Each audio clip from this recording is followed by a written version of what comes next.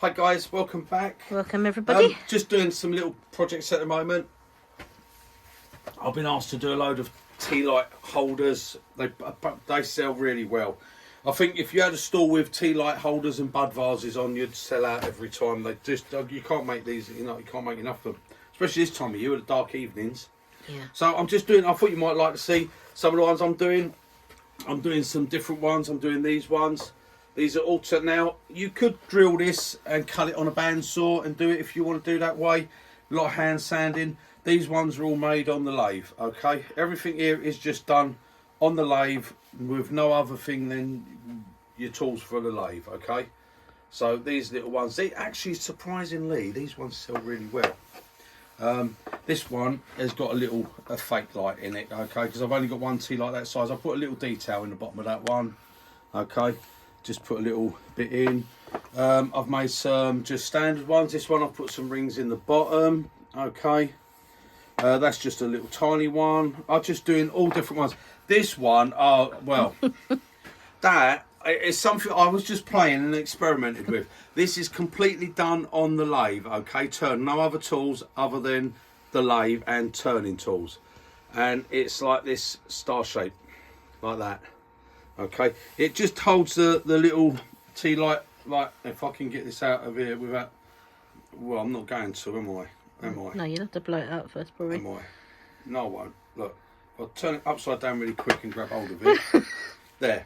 So, and that's just a sort of a delicate little one, you know, it would just sit. Let me get a piece of wood to sit it on. It just sits like that, really lightweight, you know. I just had a little go, and actually they're really good, but they're a bugger to make. You start with just a square of wood like that, and the way I turn it, I'll probably do one and show you it. I did do another one, and I measured, because this one I didn't measure, and on one of the legs it was just slightly fatter there than it was on that one there, because I didn't do no measurements. I just done it straight off the cuff, you know. Turn these off, turn them off, put it out. And then the next one I've done, I measured it and it mucked up. It didn't work. So I'm better if I do it straight off the cuff and don't measure. But that was turned completely on the lathe. Okay. So it's curves here and slopes in and curves down and curves that way and does everything. So I might show you how to do one of those. On a separate video. On a separate video. But at the moment, first off, I'm going to show you how to do these ones. Okay. These were a real fad a few years back. Well, I say a few years back, I'm probably talking quite a few years back. And these have all been oiled. So, and if you're worried about oil catching light from the candles, no, it doesn't. It's no different to if you put a wax finish or a varnish finish or anything. Okay, I've never had a problem with them catching light. If you do worry about that, you can buy these inserts, little metal cup inserts, but you have to make your hole a bit bigger, because obviously then the candle fits inside that. Okay, so that sits inside, and then you got your little candle, if I can get it out of there. Okay, and then your little tea light sits inside that. Okay, I've never bothered. They come in their little foil thing. I've never had one catch the wood alight, and I have them on in the house all the time. Okay, we've got them on all the time. So, right, okay. Let me get rid of that stuff. Sorry guys, it's taking me time to get going, isn't it? But I'm getting there. Right, okay, I'm going to take this chuck off, because I don't want this. This is for doing the standard one. We'll do one of the other ones first, so you can see. They don't take long. They're pretty good, and they're fun to do. Like I said, they were doing that sort of thing was a real fad a few years back. Everyone was doing these propeller things. Right, what you want to do, first off, get one of your chucks. You need to take 2 jaws off. You only want 2 jaws on it, okay? I've taken off 1 and 3. You could take 2 and 4, whatever, but just take 2 of your jaws off, okay? That's all you have to do. Right, now we've got some bits of wood here. I'm just using some of these bits of util, okay? You can use anything. So these are 45 by 45, okay, square. And what I'm going to do, main thing you have to do is find centre. this way. How long Doesn't is it? matter about that way. Right. It is, I'm going to do that, 145 millimeters long. Okay. So that will be 70. 2.5. 2.5, which is 71, 2.5. So it was pretty, yeah, sort of there. Okay, that's the only bit that's important, is just that line there. Doesn't matter the other, doesn't matter that way, because it's going in the chuck, so it will centre. Okay, right. So I'll put a centre in there first, just to help me find the centre of this, and we just put our wood in this way. So people done loads of this sort of thing. It was a real fad a few years back. People turning pieces of this way on their lathes. Right, now, just slide that so that comes to that centre, like that. Okay, so that line's on the centre.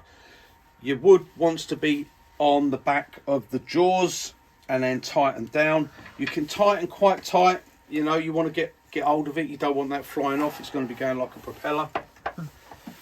And don't worry about them biting in, because you're going to be taking that out afterwards, so it's not going to cause you any problems. Okay, so there we go, and that's it, centered. Right, we don't need this now. Now it's up to you what you want to do. If you want to drill them, you can use a 40mm drill bit and you can drill it.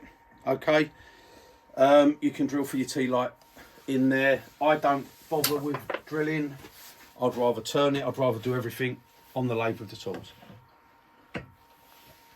That's what I like doing. So let's do one of these. Yeah, you can do them with carbide. I mean, I've done, I think it was, this one was done with a spindle gouge. That one was done with a carbide. Okay, no difference whatsoever. You can do them. Remember, if you're doing them with carbide, drop your handle. If you go in flat with this, you will chip it all out all over the place. So if you want to know how to do the cuts with the carbide, obviously you can go back over the videos and they're all there. Right, okay. Now I've got my calipers here, which I'll set. I'm just going to double check them on this one here. I did move them earlier, so I'll bring it over. I'm just double checking them on this one, so I know that's the size I want. Right, there we go. Okay, right, I'm going to put my face shield on, because I'm going to be turning quite fast with this. You want the speed on this, you really do. If you try doing this slow, you're going to chip loads of it out. Right, so start up. It will be like a propeller, and you will get quite a nice breeze coming off of it. Right, okay.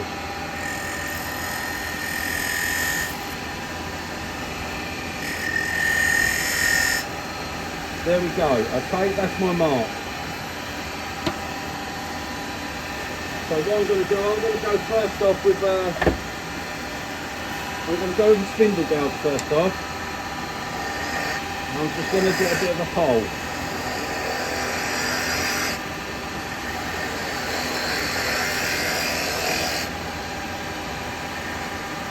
Well, I think that's about deep enough. Right, and now I'm just going to use, you can use whatever tool you want. I'm just going to use the square carbide.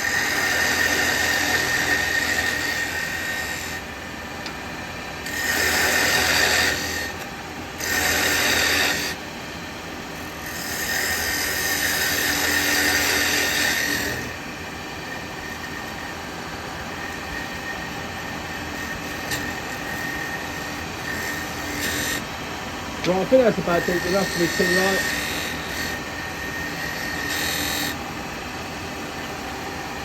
Maybe a fraction deeper.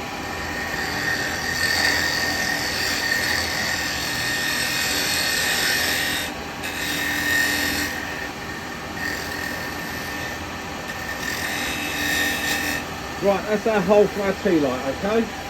Done. Right, now I'm just using a spindle gouge at the moment.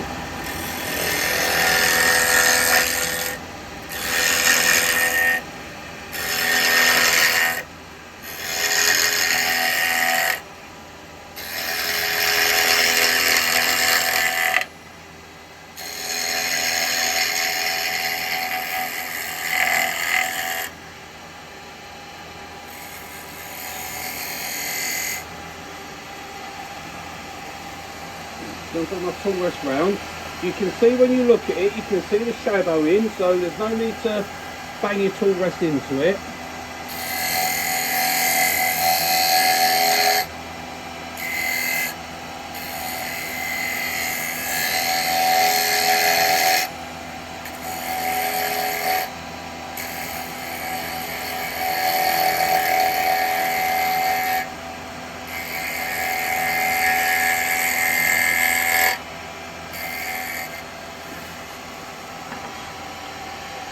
Keep your handle down low. Keep your handle down low and come round and you won't get any tear out. You shouldn't get any tear out, I should say.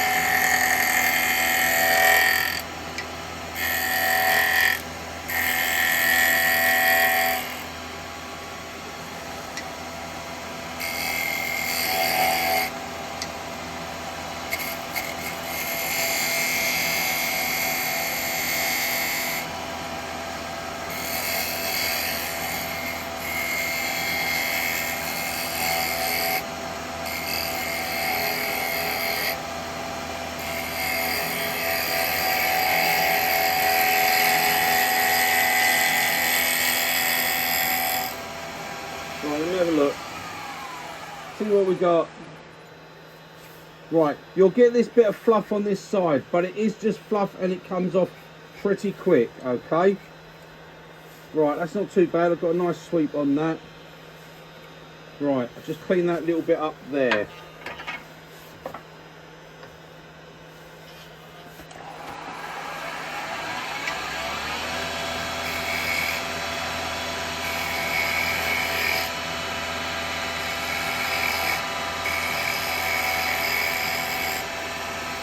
Okay, that should be alright. Right, now, you've got to sand this. I do suggest you get yourself a sanding block. Okay, so I've just got one of these blocks, these foam blocks, inside.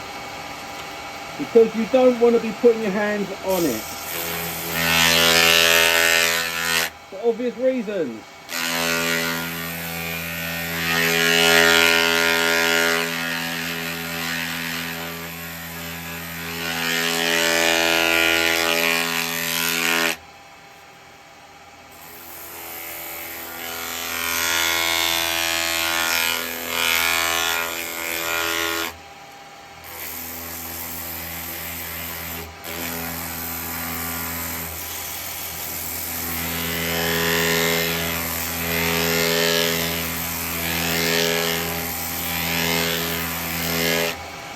Right, and this is why I'm not waxing it and I oil it afterwards, because I'm not putting any waxes on this. There we go, we've got a beautiful finish there, look at that. And these little fluff bits, don't worry about those, they come off. You can just sand those at the end. Right, so now, that's popping off of there.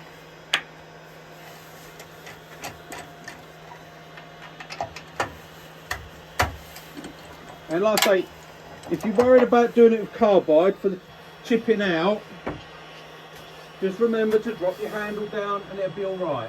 Okay, now you can use all the different chucks. I think for the size of that, like SCH, yeah, that fits it. So I can use the SCH2, or I use this one quite often, but I'll use the SCH2 for today. Someone was actually asking me about that earlier. For finials. About for doing finials, about pin jaws and stuff. Normally pin jaws, I've only got these ones at the moment on here for doing finials. They don't open that well on that far on the SC1 chuck. Okay, but they do the dome one that goes on here, the dome jaws. I haven't got it in here. It's in my other workshop. I've only got this one in here at the moment. But see, for me, for doing finials, I tend to prefer this one. and these jaws. They're record power jaws, same. And I prefer these jaws. Okay, they're pin jaws. They really grip well. Those for old, and you can hold. What I like about these is they do actually. Come on, they do actually open up quite big as well. So you can actually fit a decent sized piece of wood in there. Okay, so they're my favourite if I'm doing like finials and things like that. Is these? They're one of my favourites. Right, anyway, I'll put that on there, so I'll pop this on now. I think that's going to go right back. Yeah, it does. It goes right back. If I give it a little tap, this right at the back, that's it. Right, I've got that held, okay? So I've popped it in now, I've held it on there. Now I can turn the front bit.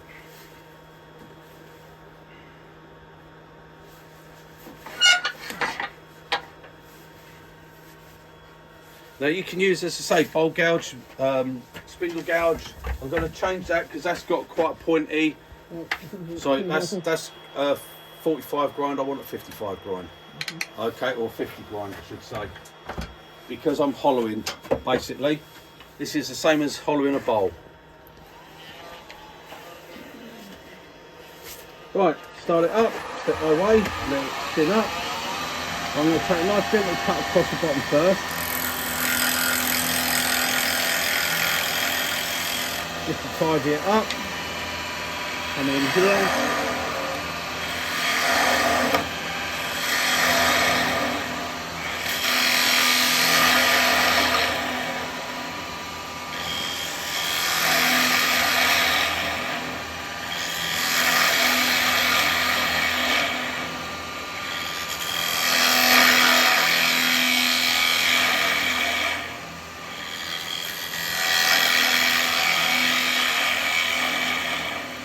Gently creep up on it.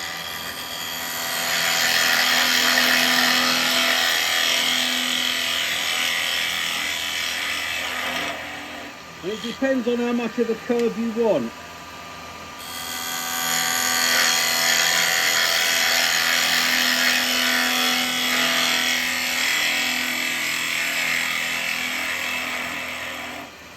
At darker circles where I get to the solid wood.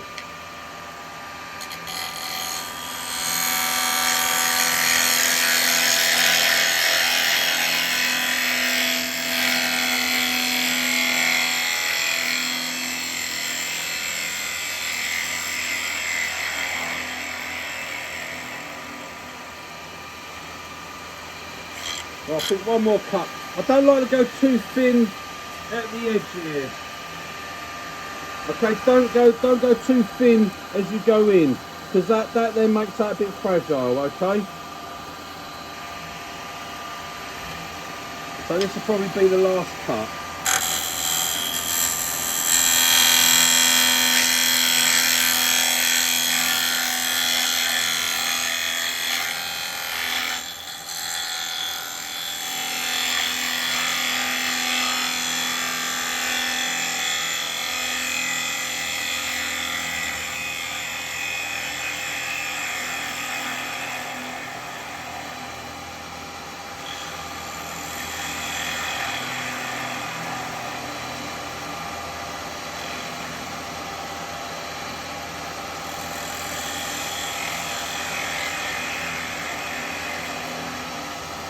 Right, there we go, let's have a look.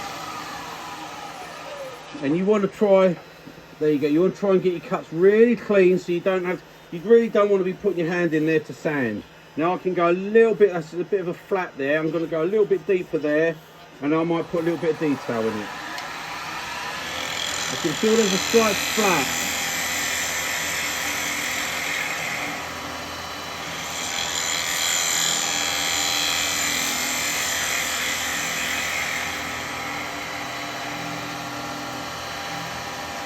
That's better.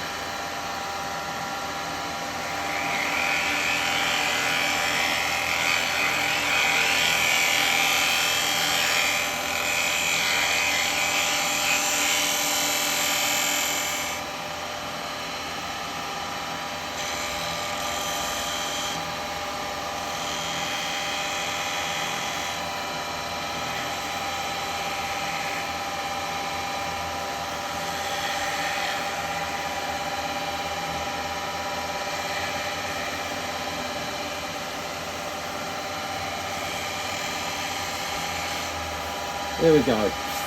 We'll just do a little detail like that. Now, like I said, you want to make sure, try and get it nice and clean.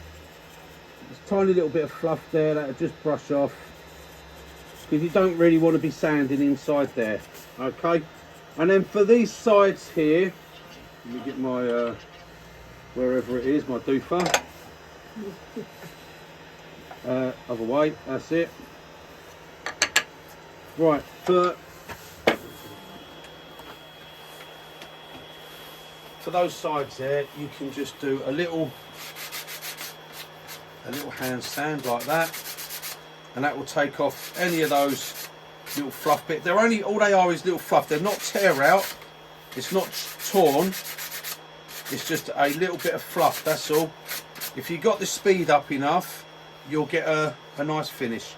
And you want nice cuts like that. You don't want to have to be going back and doing too much sanding on something that shape. Okay. I probably could have got a little bit more just in that centre for a perfect curve, but that's all right. These really, they just need literally a brush with the paper. If I need to sand it all, I take them over and just put them on my belt sander. Or if you've got one of the sanded discs, you can put that on and just put them onto that. Well, that is it, guys. That is the most of the sanding. And then, like I say, with these, I just oil it. A little black mark in the wood on that one.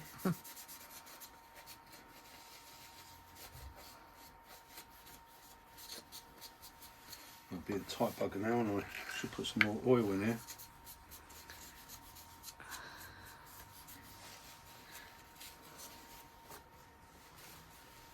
Right, so there we go, bit of oil. And as you can see, we didn't even have to sand on that inside bit. If you get your cuts right, you won't have to. Okay, I'm going to put just a tiny little bit more oil in that.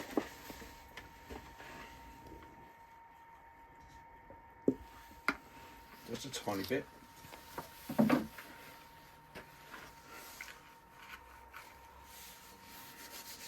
There we go, that's better. That gets in there.